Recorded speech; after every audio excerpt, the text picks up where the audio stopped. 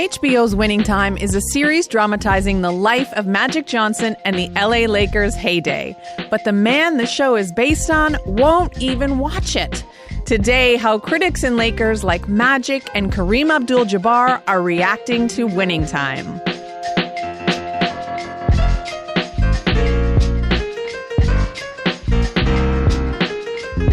I'm Emil Niazi, sitting in for Elamin Abdelmahmoud. This is Commotion.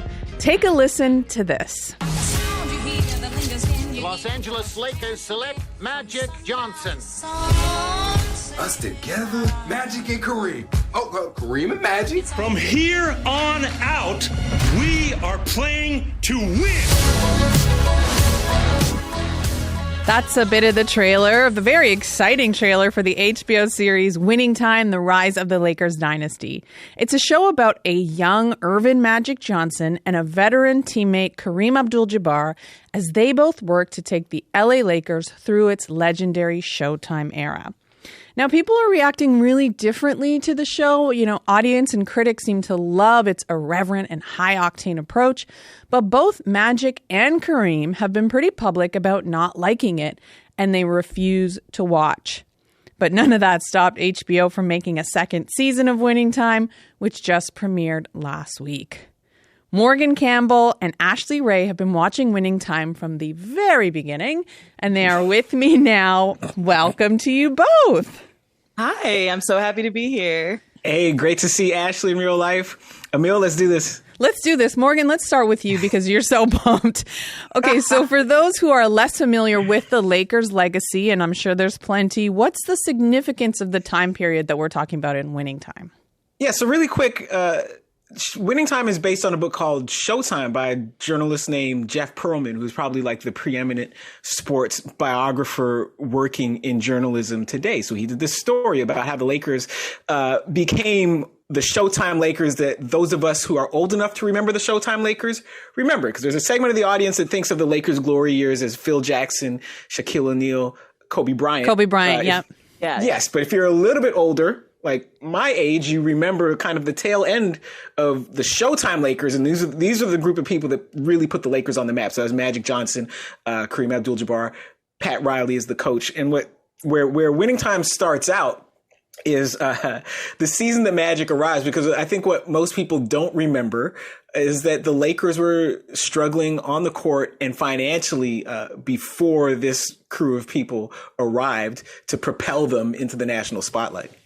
It's a very exciting kind of time, and I'm so here for Pat Riley's suits. Like, I just want I want a whole show about that man and what he's wearing. Okay, Ashley, you're in LA. What did the Lakers mean to you going into like watching this show? Did you have a relationship with the team? Not at all. I'm from Chicago, and I'm a Chicago Bulls You're a Bulls girl. fan, of course. I loved the Bulls, but moving to LA about 4 years ago, I didn't really have a sense that the LA Lakers were like the Bulls to Chicago. You know, it's like most people here are transplants. They don't really care about the sports teams. But then as I lived here longer and I started watching Winning Time and I got absolutely obsessed with it, I saw how the Lakers really define this city, the history they have here. And now I'm all about it. Okay, I own Lakers shirts now. I'm sorry if I'm a fair weather fan or whatever, but I'm on board now. I really don't think teams care if you're a brand new fan, right? They're not like, oh, that person doesn't count. All they care about is if you're paying one of two things, money or attention, preferably money. So yeah, really and maybe they'd have a problem that I'm like, my favorite player is Kareem Abdul-Jabbar, and he does not play the game anymore, but that doesn't matter. I'm all about Winning Time. I love that you're all about Winning Time. Okay, so Morgan, let's start with the positives about the show, because the reaction is mixed. What do you like about Winning Time?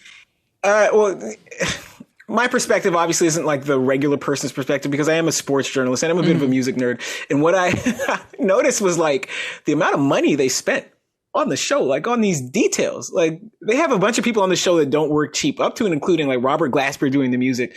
Like what Tariq details? Trotter, Robert Glasper doing the music, doing the soundtrack for the show.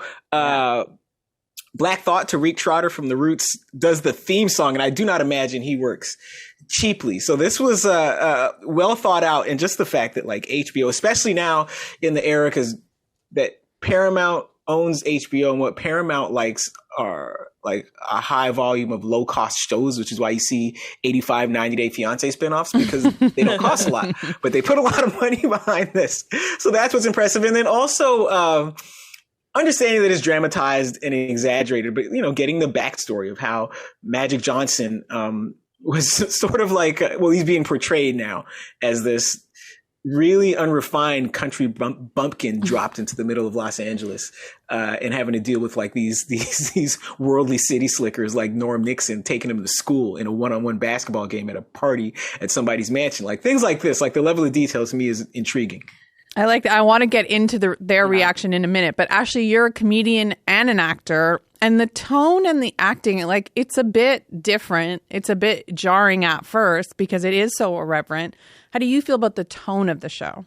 Yeah, I think it's perfect. And with a lot of these younger players, so the person who is playing Magic Johnson, Quincy Isaiah, he doesn't even have a Wikipedia page. That's how fresh he is to acting. The actor who is playing Kareem Abdul-Jabbar, Solomon Hughes, he was an actual basketball player, did not have any acting experience. So they really have found a cast of young people to really bring a new energy to this vibe of athletes who, like you said, are being presented as country bumpkins who don't really fit into this world. And, you know, I do think the actor who plays Kareem is doing my favorite job. He has brought Kareem to life in a new way for me, even though I know Kareem hates the portrayal, hates what they're doing with him by making him seem so robotic. But I just think it really works. And particularly when on the other side, you have people like Jason Segel, Adrian Brody, who are just names that I've loved since I was in high school. And they're doing things that I never thought they would have done in their careers. Do you all realize how difficult it is to cast Kareem Abdul-Jabbar? Yeah. Why do you think because that is? Because Kareem Abdul-Jabbar is 7'3" in real life. Yeah. Okay, so you need somebody who is noticeably taller than Magic Johnson. And the Magic Johnson character has to be noticeably taller than the regular people around him. So to get this Kareem Abdul-Jabbar character, like this person, or actors, there's like a handicap on how tall they actually are. But, you know, this person's got to be at least 6'7", 6'8" to make all the other people look shorter by contrast, and still has to be able to act a little bit. So that was like, they did an amazing job just casting Kareem. And if the Kareem character is like a little bit wooden and overdone, like, you know what, I can live with it, because what's the alternative, right? Is getting a Kareem that's 6'2" and on screen he's shorter than Magic. You can't do that. Yeah. Okay, when you add that detail, it actually makes a lot of sense, and then now I'm suddenly like more in than I ever was before. I mentioned a lot of people love the show. You guys both love the show, but some of the Lakers and staff depicted in the series are not fans, not at all. Kareem Abdul-Jabbar called it deliberately dishonest. And here's what Magic Johnson said when he was asked about the show. Well, like I said, I'm not looking forward to it. I'm going to leave it at that. Are you going to watch? No. Okay, Morgan, what do you think of what he just said there? That's a pretty hard no.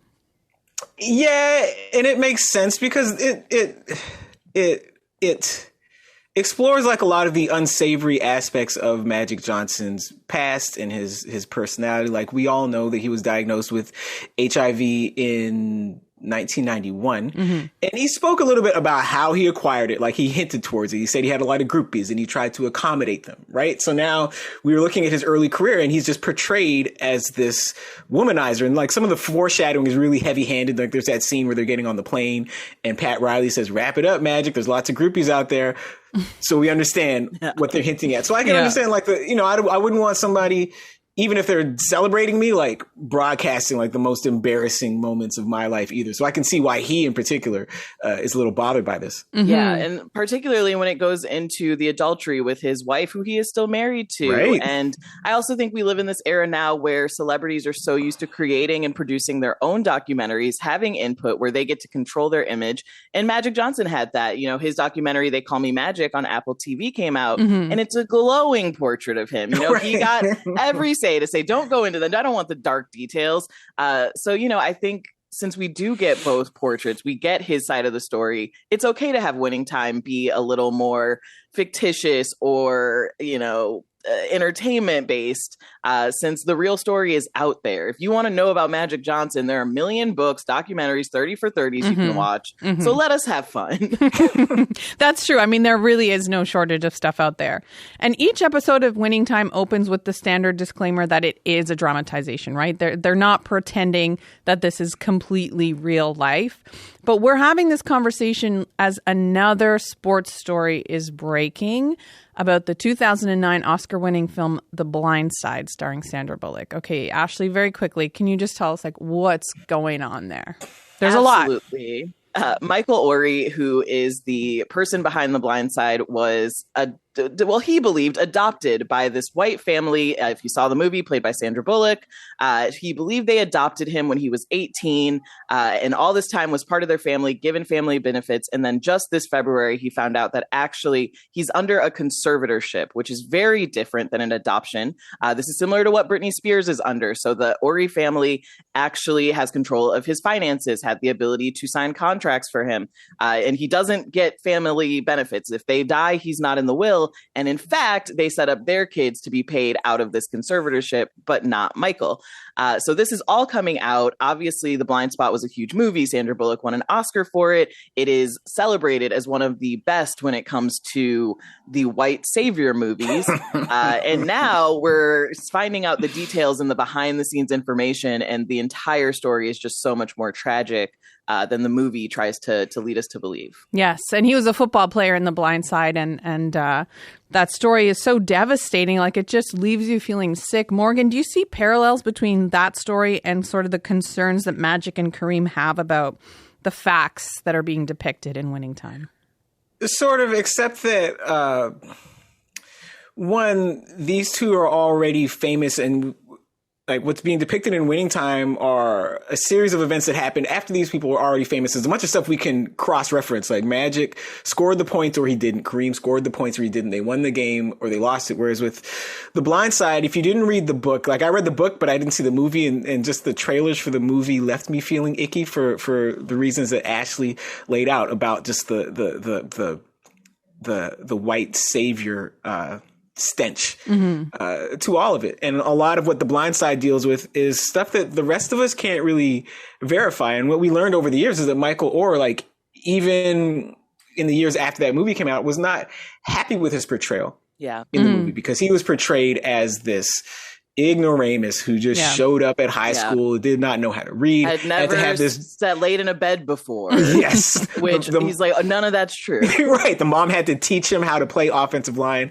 again, which is not true. But if you read the book, if you can read between the lines, it becomes pretty clear in the book that this family, I don't know how clear is it they were looking to milk him, but they were definitely looking to ride him for what it was worth. And there's this point in the book where Sandra Toohey says, we want to look for more Michael Orrs, right? And not in the sense that they want to look for more people just to save from the ghetto, but more people to potential exploit. Professional athletes to rescue from the ghetto and steer towards their alma mater, Ole Miss, first and foremost, and what happens after that happens. Yeah. Okay, Michael, Morgan, I want to take the last word to you, because you've talked about the rise of sports docs like Tour de France Unchained on Netflix with Elamin, and the way that they are actually driving new audiences to see the sport. And, that's true of a whole host of these documentaries out on different platforms.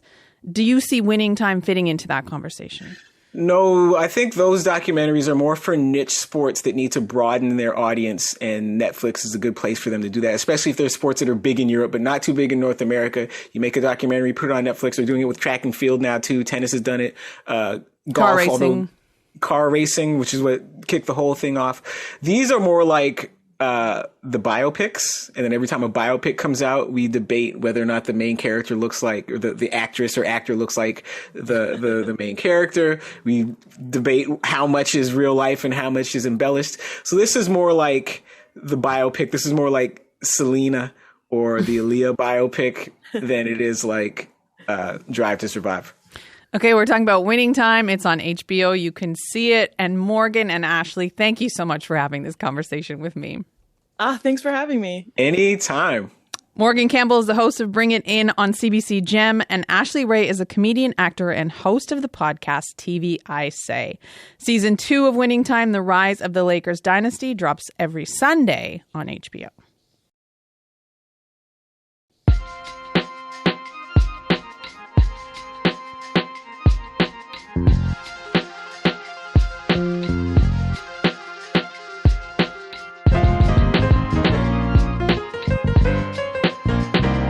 I'm Emil Niazi, sitting in for Elamin Abdelmahmoud. You're listening to Commotion. Okay, I want to take you back to something very personal for me, a time when I had asymmetrical bangs and wore skinny jeans and spent a lot of time on something called MySpace. Now, some of you will be very familiar. For the rest, let me take you into this story. It was the wild west of social media. Everything felt new and exciting, and you could connect with your friends, but also your favorite band was one private message away, maybe a little too close for comfort, but some of those bands, like the Arctic Monkeys, My Chemical Romance, they went on to become huge just because of MySpace. Now, sadly, that social network didn't last long because of Facebook, and the site's fast rise and decline are all traced in a new book called Top 8: How MySpace Changed Music. I had the chance to speak with Michael Tedder, who wrote the book. We started off by venturing back to 2003, a magical time when social media and music file sharing were both rising at the same time. MySpace did not create the idea of social media.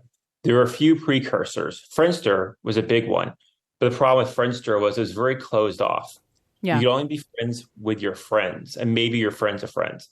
Whereas MySpace made it a lot easier to say, you're a high school student, you're in a small town. You don't know anybody who likes Bright Eyes. You don't know anyone who loves Radiohead. Or you don't know anyone whose favorite book is Catch-22. Well, with MySpace, you can search for those people. They might be in your town and you just didn't know, or you can find them online. If you don't have a lot of friends out there, you can find them here. So MySpace was the place to kind of put it all together. And what really made it special, what really made it pop, was the website was founded by Tom Anderson, a guy who was in a pop punk band called Swank, which is such a late 90s pop punk band name. Mm-hmm. And he was a former UCLA film student. He really loved music, and he knew instinctively that bands and music fan communities would be the thing that would run the website. It'd be the fuel. People who are young now really can't imagine a world in which you might be the only kid that you know that likes Bright Eyes or Catch-22. So I love that you said that, because it really, you could feel so isolated back then culturally. Mm-hmm. But MySpace hosted music from all genres, although the site became most strongly associated with bands like this.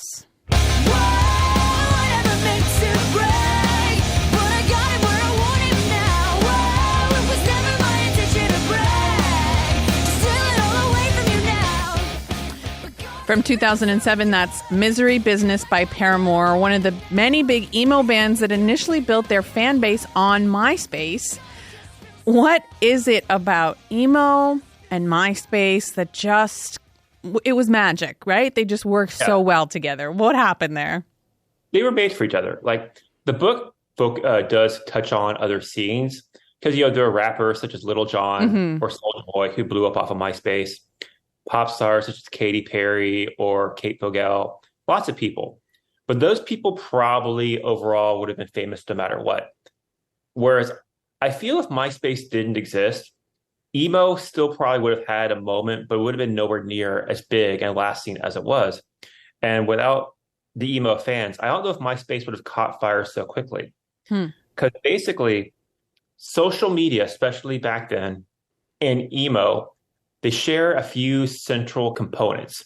They're all about the need to connect with people and to be very, very honest, even if, or especially if, that honesty translates into messy oversharing. And emo was really about a scene. It was about your favorite band, about your fellow fans, supporting each other. And that laid the seed for what MySpace became. Fans seeking each other out, seeking out their favorite bands together, and nurturing this community, or this scene, capital S. Yes. Oh my gosh. Haven't talked about scenes in so long. I don't want to make it seem like MySpace was a utopia, right? If you were a woman, if you were a female artist, if you're a female fan, things could get pretty dark. Could you touch on that a little bit? Sadly, whenever there's a group of people in person or online, predators will infiltrate the scene. And the scene just wasn't very good about weeding those people out, about looking after each other. At some point it became clear there was just no hand on the lever. And there was all this toxicity and misogyny just running wild. And there weren't enough people saying, hey, your lyrics are actually really gross, or it's actually not okay that you're telling women that they have to like sleep with you in order for you to mix their album, which is a story one young woman told me. Wow, horrible. Disgusting. Not to mention, young girls being sort of sought out and targeted by bands and that sort of, misuse of power as well. But by 2005, MySpace was so popular, it was purchased by media mogul Rupert Murdoch for $580 million, which at that time just felt phenomenal. I mean, kind of gross too, but really a huge deal in that space. And then within a few years, it's a graveyard. What happened? Yeah. Well, it's funny. People forget this, but there was a time when MySpace was very literally the biggest website in the history of the internet. It actually overtook Google. And there was a bidding war. Rupert Murdoch, they got in there with a very aggressive move at the last minute and purchased the website. And what had happened was MySpace was built on a software platform, which was really kind of outdated.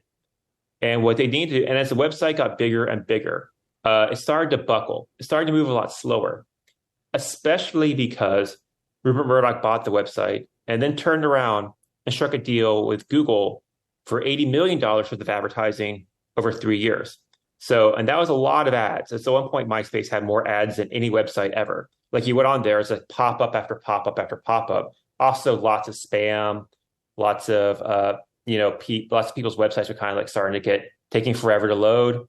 So at some point, MySpace became very hard to use, very slow, and kind of an eyesore. Now, what needed to happen is they needed to pause MySpace, take it offline for a month or two, and fix the infrastructure. But without fail, there's no dumb thing a corporation will not do to meet its quarterly goals. Mm-hmm. If Fox had been willing to take a hit for a quarter or two, it would have been a hit. MySpace would still be here if they just fixed it. But they weren't willing to do that because there was so much advertising money on the line. And long story short, Facebook overcame it. And then Rupert Murdoch ended up selling MySpace to a California advertising company for $35 million. As someone I talked to who was there in the book said, I can't even do the fractions on that. I mean, you said it would still be here, but it's still here, right? Like MySpace as a site still exists. So how would you classify its relevance today? Although you kind of just did by saying if it was still here. And nothing against anyone who's there at MySpace. Basically, MySpace is a pop culture news site. And as they were selling MySpace, at some point it came to light in 2018 that the millions upon millions of people's web pages, aka the thing that actually made MySpace valuable, people's web pages, and all the songs that came with it, was completely lost. These large corporations are not very good curators of culture. They don't do a good job of maintaining their legacy. So in some small way, I hope this book did that, where they were one to do that, so people can remember why MySpace for a while was so fun. Well, honestly, your book made me want to go and try and find my old MySpace profile. I'm sure people listening will want to do the same thing. Thank you so much for having this conversation with us today, Michael. Thank you for having me. It's been great. When you first left me, I was wanting more. That girl next door, what'd you do that for? When you first left me, I didn't know what to say. I never been on my own that way. Just sat by myself all day. I love that song so much. Takes me right back to the MySpace era. That's a bit of Lily Allen's Smile. She is one of the many artists who got a huge boost from MySpace back in its early days. Before that, you heard my conversation with author Michael Tedder. His new book, Top 8, How MySpace Changed Music, is out now. And that's it for the show today. I'm Amelia Niazi, sitting in for Elamin Abdelmahmoud. Thank you so much for listening to Commotion. Yeah.